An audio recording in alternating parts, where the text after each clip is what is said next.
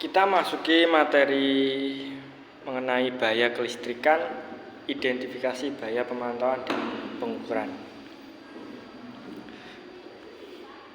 Nah, ini arus listrik serta keamanan dan keselamatan manusia.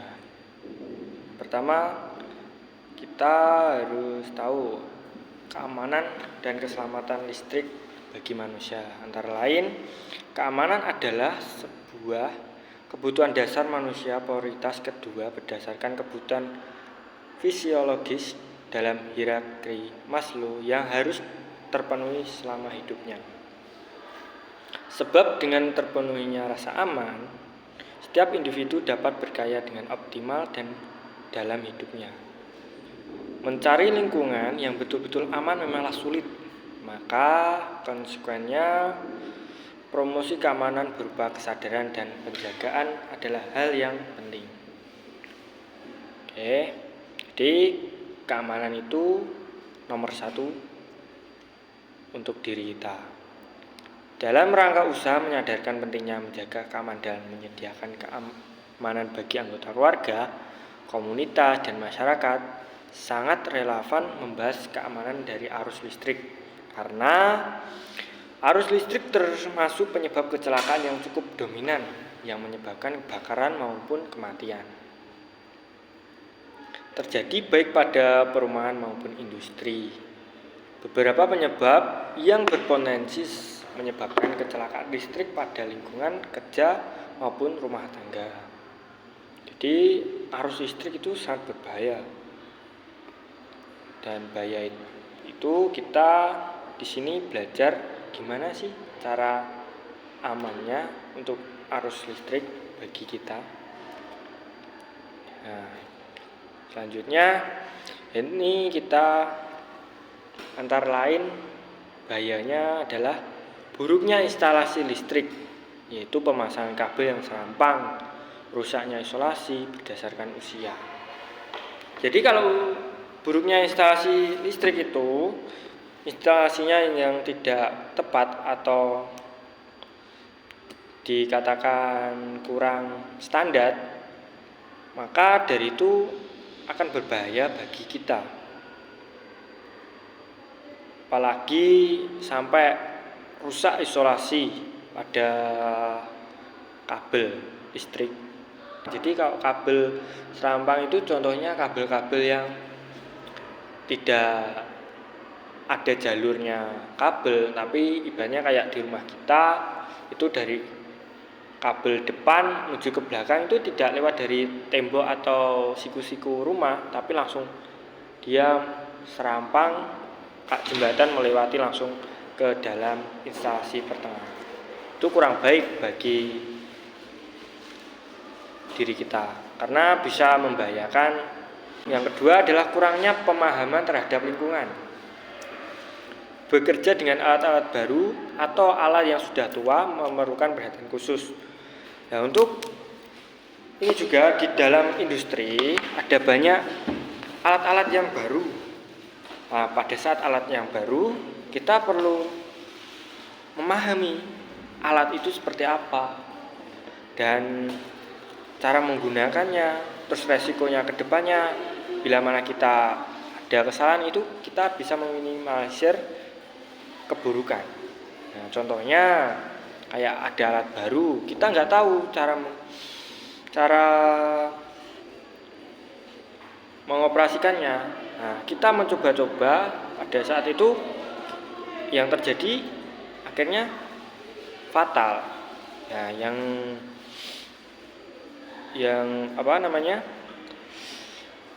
yang rugi kan diri kita sendiri akhirnya.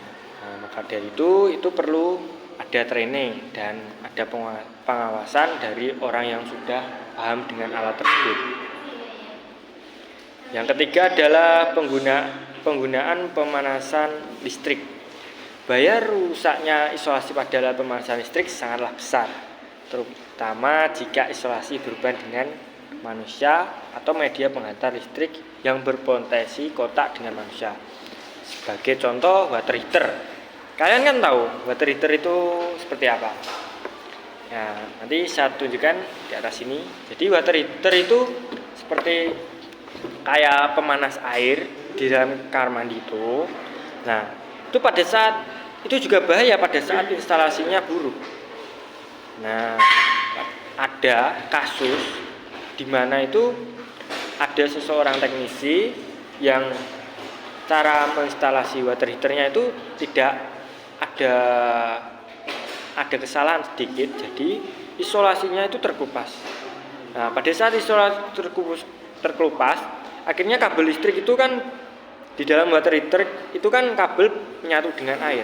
Nah, pada saat itu otomatis kabel listrik terkena air. Nah, airnya itu akan muncul pada saat kita buat mandi. Nah, itu juga bahaya. Yang terjadi ya kita akhirnya kesetrum pada saat mandi. Nah, seperti itu. Oke. Lanjut. Nah, di sini bahaya listrik dan sistem pengamanannya. Jadi di dalam bahaya itu juga gimana cara supaya pengaman supaya tidak terjadi bahaya tersebut. Bahaya listrik, ada satu sisi dalam menjalankan aktivitas sehari-hari kita sangat membutuhkan daya listrik, betul. Namun pada sisi lain, listrik sangatlah membahayakan keselamatan kita kalau tidak dikelola dengan baik. Sebagai besar orang pernah mengalami atau merasakan sengatan listrik, betul atau tidak? Betul. Dari yang hanya merasa terkejut sampai dengan merasakan sangat menderita. Contohnya mati, gitu, meninggal. Oleh karena itu, untuk mencegah dari hal-hal yang tidak diinginkan, kita perlu meningkatkan kewaspadaan terhadap bahaya listrik. Dan jalan yang terbaik adalah melalui peningkatan pemahaman terhadap sifat dasar kelistrikan yang kita gunakan. Nah, di sini saya akan menjelaskan juga gimana kita memahami dasar-dasar supaya kita itu tidak kesetrum. Pertama, nomor 1. Dan kita tahu listrik itu memang berbahaya bagi kita. Jadi kita di sini akan belajar gimana cara menanganinya pada saat kita sudah berhubungan ke dasar listrik dan sampai dengan bila mana kita tersengat itu cara mengatasinya seperti apa. Oke. Di sini bahaya listrik. Bahaya yang pertama adalah bahaya primer. Bahaya listrik dibedakan menjadi dua, yaitu bahaya primer dan bahaya sekunder. Bahaya primer adalah bahaya yang disebabkan oleh listrik secara langsung, seperti bahaya sengatan listrik dan bahaya kebakaran atau ledakan. Nah, seperti ditunjukkan di gambar ini, bahaya listrik akibat tersengat secara langsung. Apabila kita keadaan tidak safety, terus kita tidak sengaja memegang barang elektronik, terus akhirnya kesetrum. Dan ini tidak boleh juga. Ada stop kontak tidak standar dengan apa yang ada di puil, maka dari itu bisa menyebabkan kebakaran. Seperti ditunjukkan gambar ini. Oke, next. Yang kedua adalah bahaya sekunder. Sedangkan bahaya sekunder adalah bahaya yang diakibatkan listrik secara tidak langsung. Namun bukan berarti bahwa akibat yang ditimbulkan lebih ringan dari yang primer. Contoh bahaya sekunder antara lain adalah tubuh atau bagian tubuh terbakar baik langsung maupun tidak langsung, jatuh dari suatu ketinggian dan lain-lain.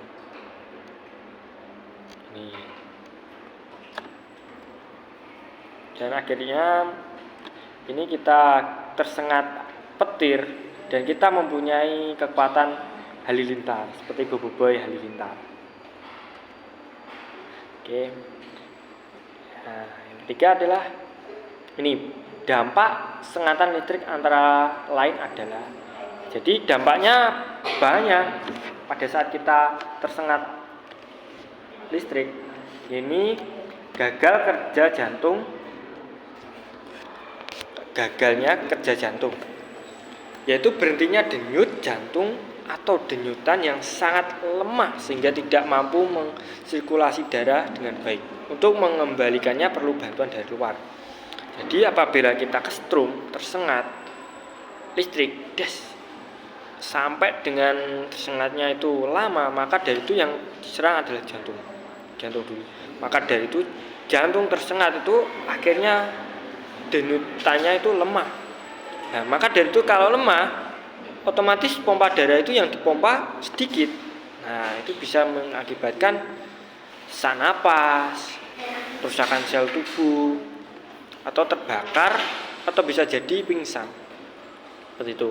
Nah, kenapa kok di diri kita itu termasuk konduktor? Jadi menghantarkan aliran listrik. Kenapa? Karena di dalam sel-sel tubuh kita itu terdapat kayak sel darah. Nah, sel darah kan ada beberapa jenis, terutama adalah sel darah yang bersifatnya itu cair. Nah, pada saat cair kan otomatis dia aliran listrik kan bisa berjalan melalui tubuh kita.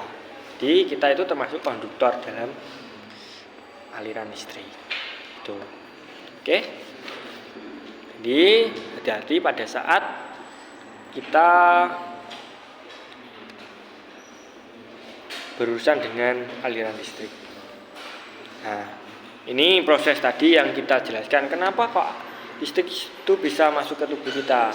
Yang tadi yang saya jelaskan antara lain karena ada sel darah yang dalam tubuh kita itu mengalir. Nah, seperti dijelaskan di gambar ini. Ini anggap saja kabel pasa sumber LAN. Nah, terus di sini kita itu keadaannya tidak safety atau tidak bersepatu. Tidak ada isolasi yang menghambat. Maka dari itu kita memegang aliran listrik, dipegang. Nah, otomatis listrik itu akan mengalir ke tubuh kita. Nah, berhubung di sini tidak ada isolasi dari entah itu sandal atau sepatu, maka dari itu aliran listrik langsung ke tanah. Nah, mengakibatkan ini kita bisa kesetrum. Nah, terus ini ada dua macam kesetrum juga, yaitu melalui sentuhan langsung dan tidak langsung. Nah, yang ditunjukkan di gambar yang kanan ini sentuhan secara langsung, yang kiri ini tidak langsung. Tidak langsung kok bisa kesetrum? Nah, karena di sini. Coba saya jelaskan yang gambar kiri. Oke, tadi kan ada dua macam gaya listrik, antara gaya yang langsung dan tidak langsung. Ini saya menjelaskan yang tidak langsung. Ini saya anggap kabel pasa. Kabel pasa di sini dan di sini ada kabel merah. Nah, di sini saya asumsikan ada kulkas. Sini ambil saja kabel pasa dan juga masuk kulkas. Ini terminal atau kontak. Ibaratnya di sini ada jejekan kulkas yang sudah tersambung oleh kabel pasa dan sumber. Ini yang ambil saja kulkasnya. Bayang tidak langsung adalah bila mana di sini kan ada kabel pasa di sini. Nah, kita kan nggak tahu ini di sini nggak tahu ada batas usia jangka panjang atau ada hewan yang bisa merusak isolasi dari kabel ini, kita nggak tahu. Dan akhirnya di sini ada kabel pasa yang terkupas. Nah, kabel pasa yang terkupas di sini akhirnya mengakibatkan bahwa kabel pasa ini menempel pada bodi kulkas. Di bodi kulkas kan ada beberapa yang terbuat dari besi atau logam, ya. Yang mana pada saat itu besi dan logam kan menghantar arus listrik. Nah, pada saat di sini ada kabel pasa yang terkupas, kabel pasanya akan menempel di bodi kulkas. Ini terjadi kesetrum saat tidak langsung di sini. Ini anggap saja ada seseorang yang mana dia tidak sengaja tangannya itu menyentuh bodi kulkas.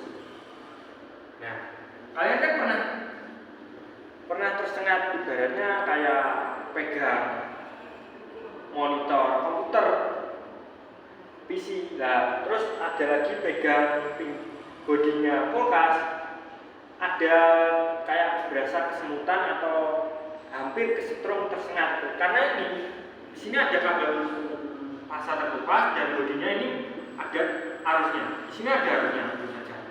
Nah, kita tidak sengaja ini memegang bodi, otomatis terus pada saat itu kita tidak memakai isolasi atau sepatu atau sandal. Jadi ini masuk ke tanah. Nah, otomatis arusnya ini mengalir ke tubuh kita. Nah, seperti dijelaskan tadi, tubuh kita itu sebagai konduktor, bisa mengaliri aliran listrik. Nah, jadi listrik di sini akan mengalir ke tubuh kita dan dia akan mencari titik paling netral. Yang mana? Di sini di tanah. Berhubung kita tidak pakai alas kaki, itu listrik akhirnya ke tanah yang mengakibatkan kita bisa tersangkut. Ini bisa jadi kalau di sini tukupannya besar atau aliran listrik, ini bisa mengakibatkan kematian juga. Karena kita pegang, terus pada saat itu bodinya ada aliran listrik, nah itu kita bisa. Ini tersengat yang tidak secara langsung. Nah, ini cara mengatasinya gimana?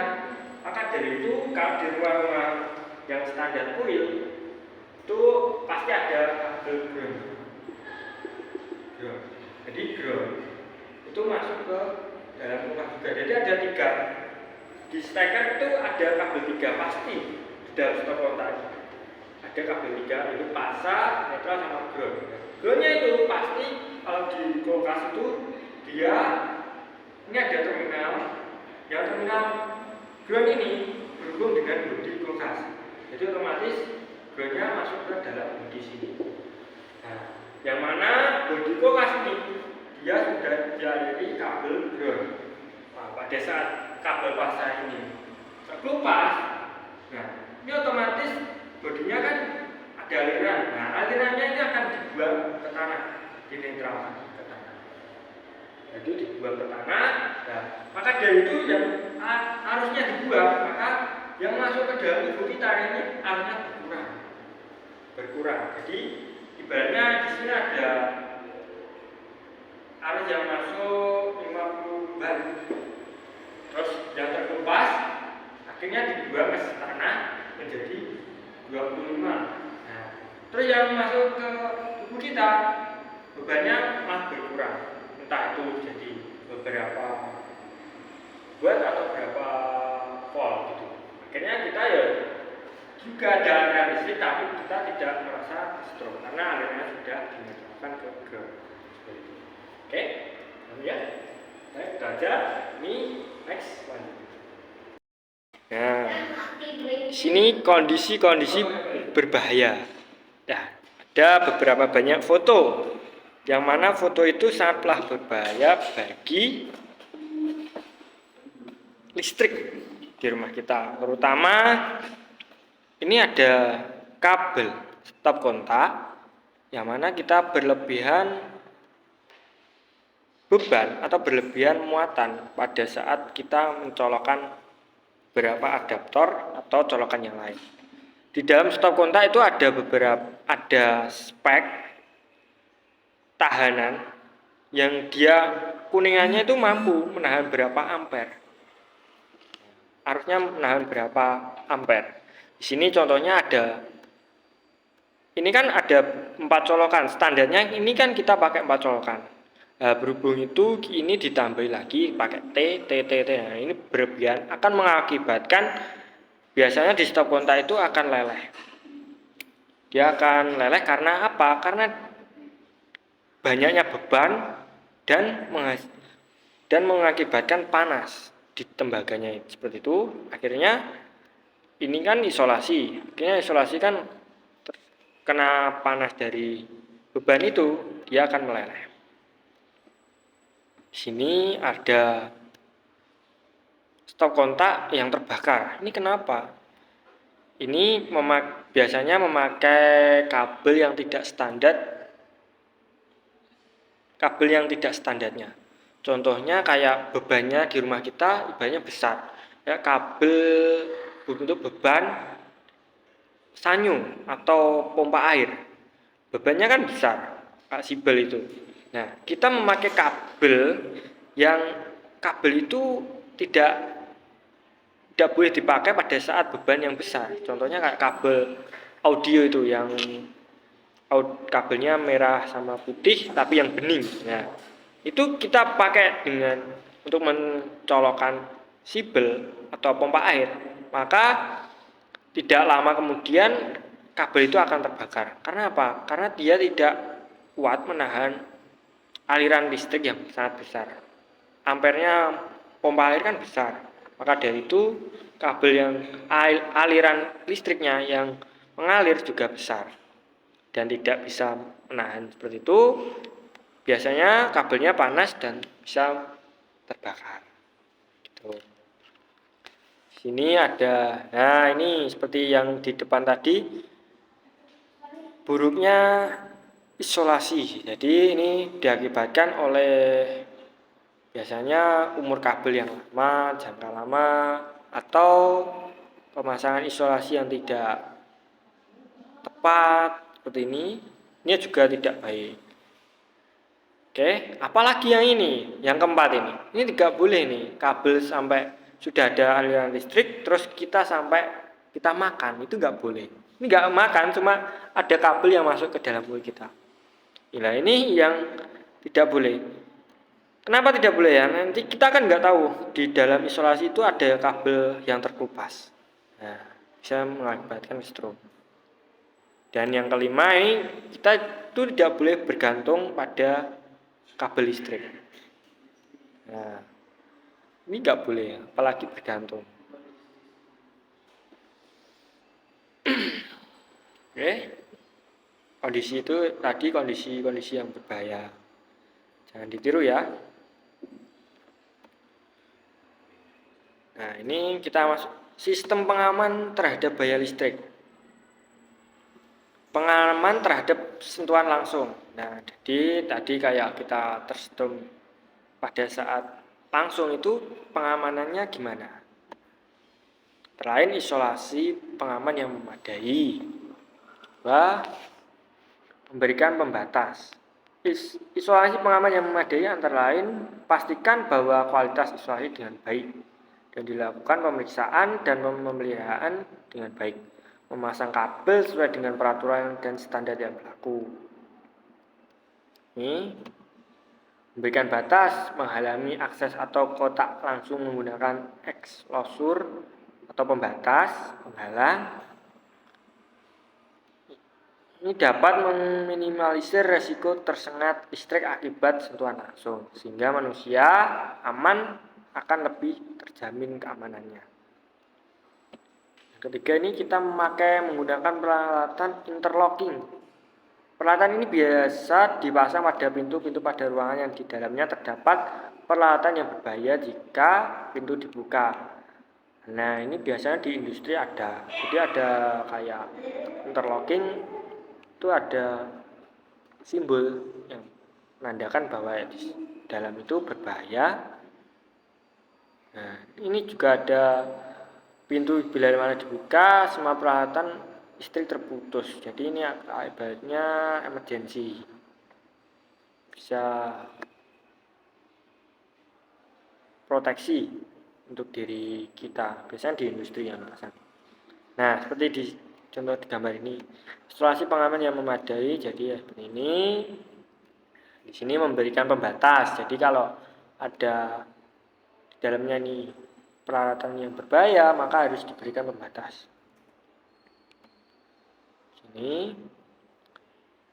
Nah, di dalam isolasi yang memadai itu ada standar-standar kabel listrik untuk di rumah kita atau untuk instalasi rumah. Jadi ini kabel, contohnya kabel listrik. Ada NYA, F, NYM 3 kali 1,5, NJM 2 kali 1,5, NJA, NJAF 1,5, 2,5, ini NJHY 5 kali 1,5, ada NJHY kali 5 kali 1,5. Next. Nah, pengalaman terhadap tegangan tidak langsung. Nah, tadi seperti ini sudah dijelaskan yang di depan tadi. Jadi seperti ini, ditunjukkan di gambar ini. Jadi kita itu, nah di sini kan ada kabel pasa masuk. Nah, ini terus kabel netral. Ini kabel pasanya terkupas. Maka dari itu bodi listriknya masuk ke dalam bodi. Nah, bodi atau casing peralatan.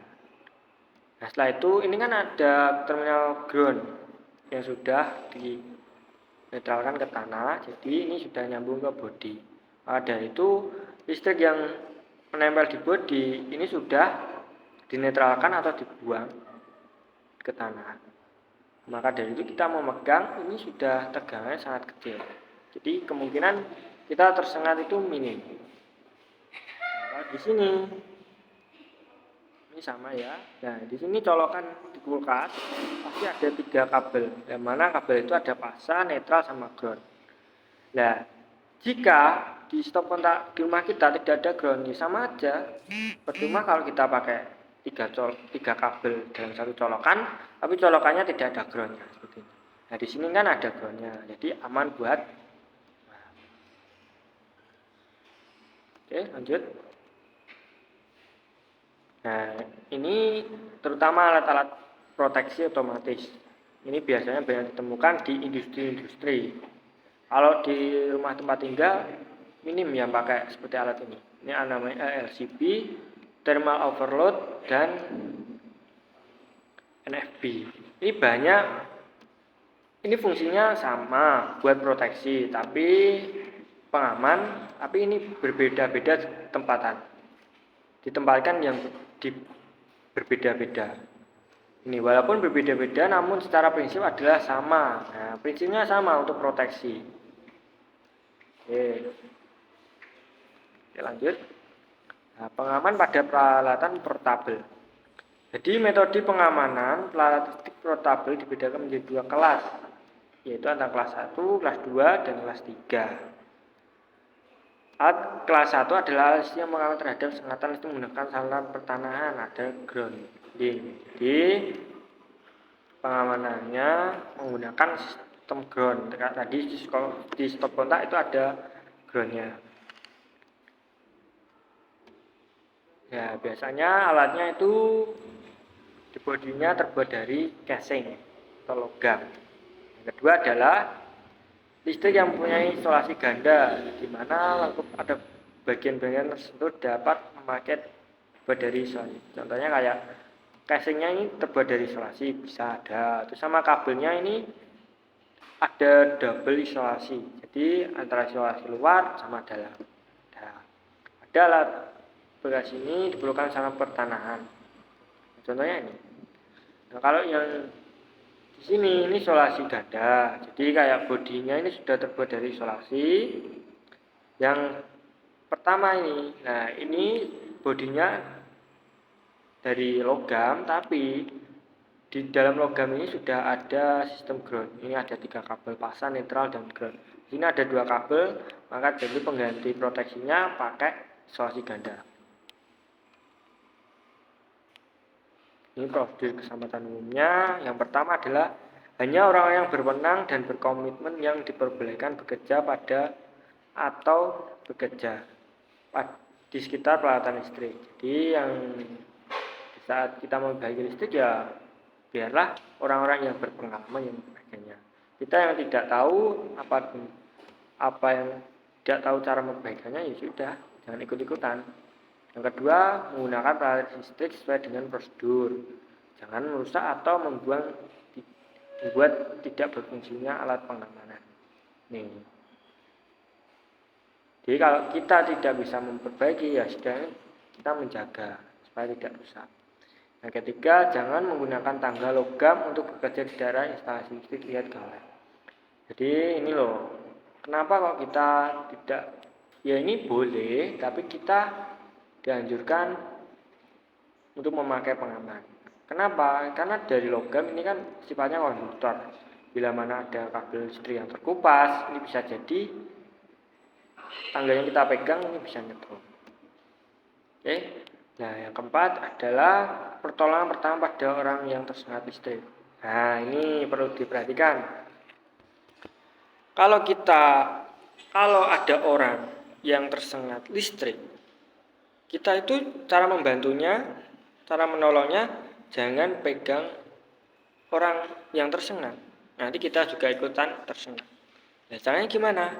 Kita perlu pertama, kita kalau memungkinkan itu kita bisa mencari pemutus aliran listrik, contohnya MCB di kWh meter. Kita bisa mematikannya. Nah, tuh, kalau bisa memungkinkan. Kalau nggak memungkinkan, kita bisa memukul. Ibaratnya kayak kita ada orang strom, tangannya tersengat di stop kontak. Cara nolongnya yaitu kita pukul, tapi jangan mukul orangnya, tapi kita pakai alat bantu. Contohnya sini ada jenis yang bersifatnya isolator.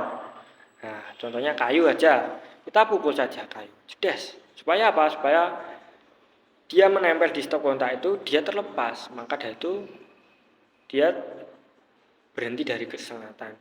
Nah, itu yang pertama tadi, memungkinkan cari tombol untuk mematikan aliran listrik atau memutuskan.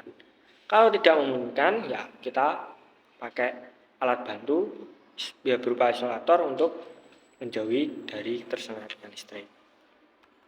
Oke, gitu aja penjelasan dari saya untuk materi K3 ini.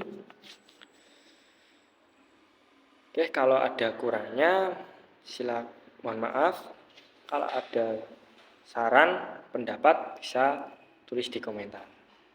Oke. Thank for your attention. Assalamualaikum warahmatullahi wabarakatuh.